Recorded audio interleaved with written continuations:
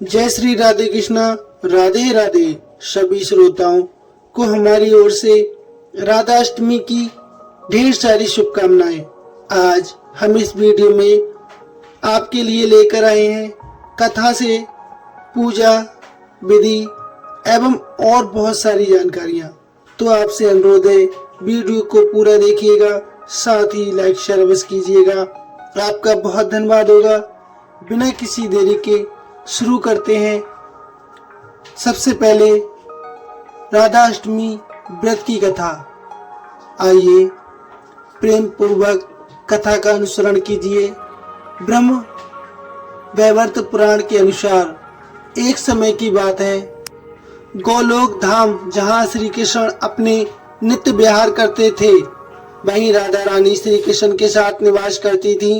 एक बार की बात है, जब राधा रानी कुछ समय के लिए गोलोक से दूर थी, तब भगवान श्री कृष्ण अपनी एक सखी बिरजा के साथ विहार कर रहे थे। जब राधा जी को इस बात का समाचार मिला तो वह बहुत क्रोधित हो उठी। तत्काल श्री कृष्ण के पास पहुंचकर उनसे कठोर वचन कहने लगी।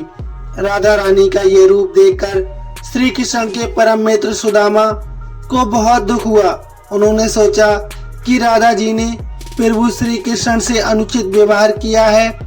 इसी कारण क्रोधवश श्री दामा ने राधा जी को शाप दे दिया कि हे देवी, आपको अपने दिव्य धाम गोलोक को छोड़कर पृथ्वी लोक पर जन्म लेना पड़ेगा।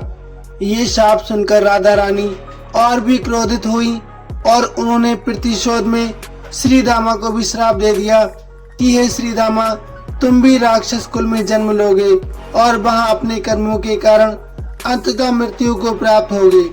राधा जी की शाप के फलस्वरूप श्री दामा का जन्म शंखचूड़ राक्षस के रूप में हुआ।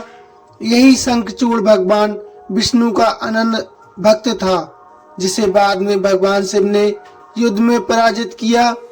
उधर जब राधा जी क्रोधावस्था में पहुंची, तब उनकी सखी बिरजा ये दृश्य देखकर अत्यंत व्यथित हुई और वहां से चली गई। वह जाकर नदी स्वरूप में परिवर्तित हो गई। श्री दामा और राधा जी के बीच शाप शापी की इस लीला के बाद भगवान श्री कृष्ण ने राधा जी को समझाते हुए कहा कि हे प्रिय, अब आपको पृथ्वी लोक पर जन्म लेना होगा। वहां आप वृषभानु जी के और उनकी पत्नी कीर्ति देवी की पुत्री के रूप में आप प्रकट होंगी। सांसारिक दृष्टि से आपका विवाह रायण नामक वैश्य से होगा, जो मेरा ही अंश अवतार होगा। इस प्रकार पृथ्वी पर आप मेरी प्रिया स्वरूप रहेंगी, परंतु हमें वहां वियोग और मिलन दोनों की लीला का अनुभव करना होगा। भगवान श्री कृष्ण के वचनों के पश्चात योग माया ने कीर्ति देवी के गर्भ में प्रवेश किया। जब कीर्ति देवी प्रसव पीड़ा से गुजर रही थी, तब योग माया ने वायु के रूप में वहां प्रवेश किया और उसी क्षण राधा रानी कन्या स्वरूप में प्रकट हो गई। इस प्रकार देवी राधा का दिव्य अवतरण पृथ्वी पर हुआ और वे वृषभानु जी की लाडली पुत्री के रूप में बरसाना धाम में पली बढ़ी। प्रेम से बोलिए श्री राधा रानी की जय। आइए अब जानते हैं पूजा विधि, नियम, उपाय इत्यादि। वीडियो को पूरा ही देखिए, तभी आपको पूरी जानकारी मिलेगी, जिनसे आपकी पूजा सफल हो जाएगी। लेकिन क्या आप जानते हैं कि श्री राधाष्टमी का व्रत दोपहर तक ही रखा जाता है। दोपहर में शुभ मुहूर्त में पूजा करने के बाद भक्त व्रत खोल सकते हैं। ऐसा क्यों होता है, ये भी हम आपको बता रहे हैं। दरअसल जब श्री राधा रानी को पता चला कि श्री कृष्ण रात में 12 बजे जन्म लेंगे, तो वे बहुत दुखी हुई और श्री कृष्ण से बोली कि आप अपने भक्तों को इतना कष्ट कैसे दे सकते हैं। तब कान्हा जी बोले, हे प्रिय, चंद्रदेव को दिए गए वचन के बारे में मैंने आपको बताया था, उसी के कारण बस मैं रात्रि में जन्म लूंगा। राधा जी ने कहा, मैंने तो किसी को कोई जन्म नहीं दिया है, मैं तो दिन में 12 बजे ही जन्म लूंगी, ताकि मेरे भक्तों को भूखा न रहना पड़े। मेरे कारण उन्हें भूख और कोई पीड़ा न सहन करना पड़े। यही कारण है कि श्री राधा अष्टमी का व्रत दोपहर 12 बजे खोल लिया जाता है। राधा अष्टमी के व्रत का पारण 3 प्रकार से किया जाता है। पहला, बरसाने में ये व्रत सप्तमी तिथि को किया जाता है और अष्टमी तिथि को सुबह 4 बजे पूजा करके इसका पारण कर लेते हैं और अधिकतर लोग इस व्रत को अष्टमी तिथि को सुबह से प्रारंभ करते हैं और उसी दिन दोपहर में 12 बजे पूजा करने के बाद व्रत खोल लेते हैं, यानी व्रत का पारण कर लेते हैं। और कई लोग शास्त्रों के अनुसार जो लोग इस बात से सहमत नहीं है कि दोपहर तक ये व्रत रखना चाहिए, उन्हें अष्टमी तिथि के पूरे दिन व्रत का पालन करना चाहिए और नवमी तिथि को सुबह व्रत का पारण सूर्योदय के समय करना चाहिए, यानी व्रत खोलना चाहिए। इस व्रत में आप फलाहार यानी फल और दूध ग्रहण कर सकते हैं। जो भक्त किसी कारण से उपवास रखने में समर्थ नहीं है, उन्हें भी इस दिन दोपहर में शुभ मुहूर्त में राधा रानी और श्री कृष्ण का पूजन करके तामसिक चीजों का सेवन न करते हुए केवल सात्विक चीजों का भोजन कर लेना चाहिए। ऐसा करने से श्री राधा रानी की कृपा प्राप्त होती है। इस बार की राधा अष्टमी का शुभ मुहूर्त क्या रहने वाला है, आइए जान लेते हैं। इस बार श्री राधा अष्टमी का व्रत 31 अगस्त दिन रविवार को रहेगा। ब्रह्म मुहूर्त से व्रत प्रारंभ होगा। अष्टमी तिथि 30 अगस्त शनिवार को रात 10:47 से प्रारंभ हो जाएगी, जिसका समापन 31 अगस्त रविवार को देर रात 12:57 पर होगा। इसलिए उदया तिथि के अनुसार 31 अगस्त को राधा अष्टमी का व्रत रखा जाएगा। अब बात कर लेते हैं पूजा के शुभ मुहूर्त की। तो ब्रह्म मुहूर्त में सुबह 4:36 से 5:24 तक रहेगा। वहीं सूर्योदय होगा सुबह 6:12 पर और सूर्यास्त का समय शाम 6:41 पर। अनुराधा नक्षत्र शाम 5:27 तक रहेगा और इस दिन भद्रा भी लग रही है, जो कि सुबह 5:59 से 11:54 तक रहेगी। लेकिन भद्रा का वास इस बार स्वर्गलोक में रहेगा, इस कारण ये भद्रा धरती पर अशुभ नहीं मानी जाएगी। तो आप पूजा पाठ संबंधी कार्य इस दौरान कर सकते हैं। राहु काल का समय शाम 4:30 से 6:01 तक रहने वाला है। आइए अब जान लेते हैं पूजा के और व्रत पारण के शुभ मुहूर्त के बारे में। राधा रानी की पूजा का शुभ मुहूर्त रहेगा सुबह 11:05 से लेकर दोपहर 1:38 तक और व्रत का पारण आप कर सकते हैं दोपहर 12 बजे से 4 बजे तक। जो कि श्रद्धालु पूरा दिन व्रत रखना चाहते हो, उन्हें पूरा दिन व्रत रखने के बाद शाम को एक बार फिर से गोदिल मुहूर्त में राधा रानी की पूजा करने के बाद सात्विक भोजन या फलाहार कर लेना चाहिए। इस दिन गोदिल मुहूर्त शाम 6:44 से 7:06 तक रहेगा और श्री राधा अष्टमी के दिन से ही 14 दिनों तक चलने वाले वरलक्ष्मी व्रत की शुरुआत भी इसी दिन से होगी।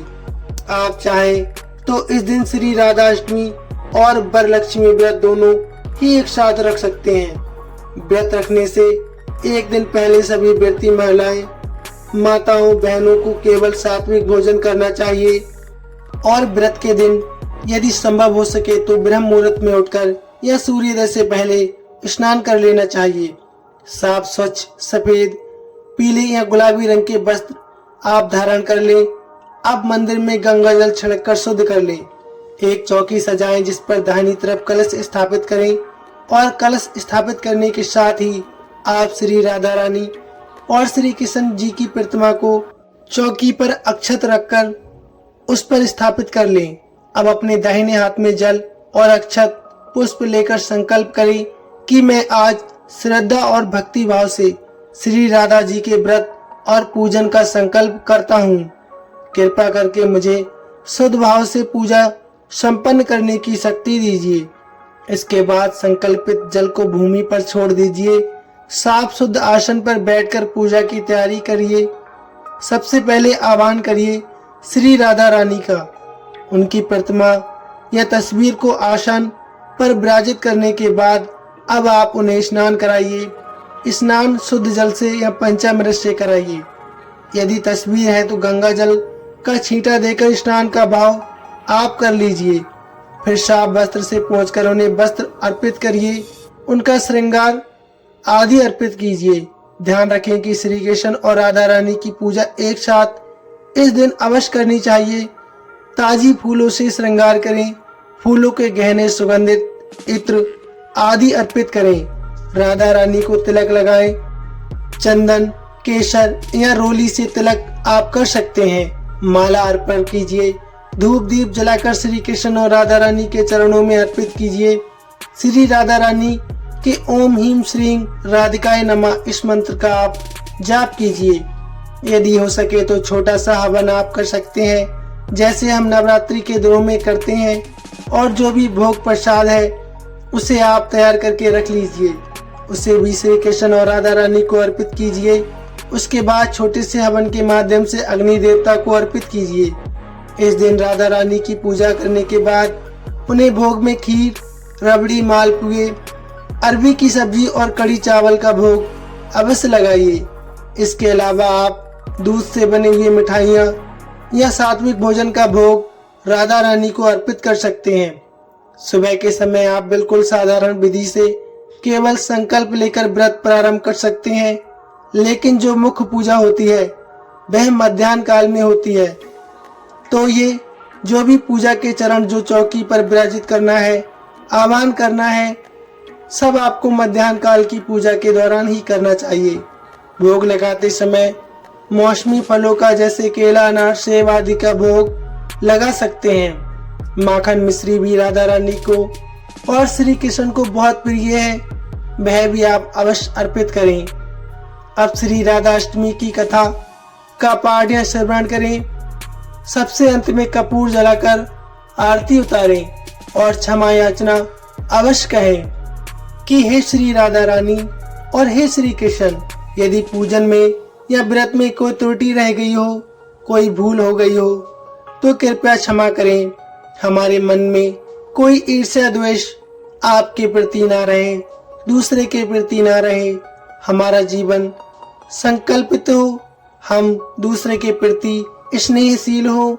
हमारी सारी मनोकामना पूर्ण कीजिए। मेरी भक्ति को स्वीकार कीजिए। इस प्रकार से श्री राधाष्टमी का व्रत और पूजन संपन्न होता है। अब भक्त चाहे तो दोपहर में जो भी भोग आपने श्री राधा रानी और श्री कृष्ण को अर्पित किया है उसे प्रसाद के रूप में ग्रहण करके अपना उपवास खोल सकते हैं। और जो लोग पूरा दिन फलाहार या निर्जल व्रत रखना चाहते हैं, यदि आप निर्जल व्रत रख रहे हैं तो कब तक आपने व्रत रखना है ये भी आप पर डिपेंड करता है। फलाहार यदि आप ग्रहण कर रहे हैं तो शाम की पूजा करने के बाद आप फलाहार ले सकते हैं। व्रत का पारण हमेशा भगवान को अर्पित किए गए भोग से ही करना चाहिए। अगले दिन जो लोग व्रत खोलेंगे उन्हें एक बार फिर से सुबह को पूजा करके भोग लगाने के बाद ही व्रत खोलना चाहिए। बिना दान दिए कोई भी व्रत अधूरा रहता है। इसलिए इस दिन पीले वस्त्र का दान किसी सुहागिन को या किसी कन्या को दे देना चाहिए। कन्या पूजन भी इस्तेमाल कर सकते हैं। किसी एक छोटी कन्या को आप भोजन करा सकते हैं। उन्हें कोई उपहार की वस्तु दे सकते हैं। क्योंकि इस बार श्री राधा अष्टमी रविवार के दिन पड़ रही है और श्री राधा कृष्ण का भोग तुलसी जी के बिना अधूरा माना जाता है, इसलिए आप शनिवार के दिन ही तुलसी के पत्ते तोड़कर रख लें। यदि आप तोड़ना भूल गए हैं तो आपने गिरे हुए पत्ते साफ जल से धोकर श्री कृष्ण को अर्पित कर सकते हैं। रविवार के दिन शाम के समय आप तुलसी जी के पौधे में दीपक अवश्य जलाएं। ऐसा करने से श्री राधा और श्री कृष्ण अपने भक्तों को सभी मनोकामनाओं पूर्ण करने के लिए उत्तेजित होंगे और इस दिन से जो भक्त उपवास रखते हैं उनकी सभी मनोकामनाएं श्री राधा रानी हमारी लाडली जी कृपा से पूर्ण कर देती हैं। अब जानिए कुछ जरूरी नियमों के बारे में जिनके बिना श्री राधा अष्टमी का व्रत अधूरा माना जाता है। तो राधा अष्टमी का व्रत आप निर्जला या फिर फलाहार दोनों तरीके से रख सकते हैं। निर्जला व्रत में जल और अन्न कुछ भी नहीं खाया जाता है, जबकि फलाहार में एक समय आप केवल फल और जल का सेवन कर सकते हैं। व्रत वाले दिन क्रोध ना करें, नकारात्मक चीजों से और नकारात्मक लोगों से दूर रहें। शुद्ध वस्त्र पहनने के बाद श्री राधा रानी की पूजा करें और व्रत का संकल्प ले लें। यदि एक बार व्रत का संकल्प ले लिया तो उसे बीच में ना तोड़ें। गलती से अगर व्रत का संकल्प टूट जाए तो श्री राधा रानी से माफी मांगे और फिर पूजा करने के बाद उपवास का पारण कर लें। श्री राधा जी को केवल ताजी चीजों का ही भोग लगाएं और भोग लगाने से पहले भोग को झूठा ना करें। कथा का सेवन अवश्य करें। शुभ मुहूर्त में ही व्रत का पारण करें। व्रत के दौरान दोपहर में सोने से बचें। सुबह और पारण के अलावा दोपहर में शुभ मुहूर्त में राधा रानी की पूजा अवश्य करें। पूजा के दौरान अपने राधा रानी को जिन भी चीजों का भोग लगाया है उसे प्रसाद के रूप में ग्रहण करके व्रत का पारण पूर्ण करें। इस दिन नाखून, बाल या दाढ़ी काटने से बचें। व्रत का पारण करने से पहले जरूरतमंद लोगों को दान या फिर गौ सेवा करें। व्रत वाले दिन काले या गहरे रंग के वस्त्र पहनने से बचें। इस दिन आप लाल, पीले, सफेद या गुलाबी रंग के वस्त्र ही धारण करें। व्रत का पारण करने के बाद अपने बुजुर्गों का आशीर्वाद या अपने गुरुजनों का आशीर्वाद भी जरूर लें। खुले बालों में पूजा न करें। राधा रानी की पूजा के दौरान महिलाएं या कन्याएं बाल बांधकर और चुनरी से सिर ढककर पूजा करें, जबकि पुरुष रुमाल से सिर ढककर रखें। इस दिन महिलाओं या कन्याओं को बाल धोने से बचना चाहिए। अष्टमी तिथि प्रारंभ होने से पहले आप बाल धो सकते हैं और किसी विशेष मनोकामना की पूर्ति के लिए अपने आसपास श्री राधा रानी के मंदिर में 8 बत्तियां वाला घी दीपक जला सकते हैं। ऐसा करने से आपकी मनोकामना पूर्ण हो सकती है और श्री राधा रानी आपका व्रत भी स्वीकार कर सकती हैं। तो भक्तों, ये थी जानकारी। आपको कैसी लगी? उम्मीद करते हैं आपको बहुत पसंद आई होगी। प्लीज कमेंट में अवश्य लिखिए। जय श्री राधे कृष्णा। राधे राधे भक्तों। धन्यवाद।